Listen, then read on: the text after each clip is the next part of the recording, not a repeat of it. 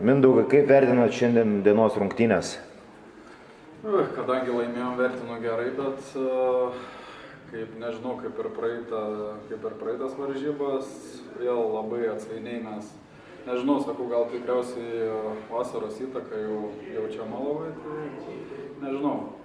pakankamai vangiai žaidėm, bet laimėjom, nugalėtojo niekas negali teisti. Tavo nuomonė, kuom komanda buvo svaresnė negu priešininkai šiandien?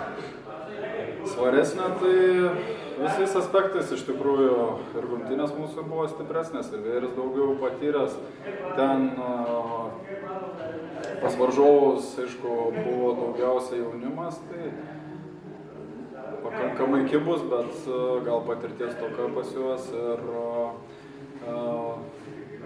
rungtynių ir 3 ketvirčių žaidėjų mažesnis patyrimas, tiesiog didelė mūsų persvara.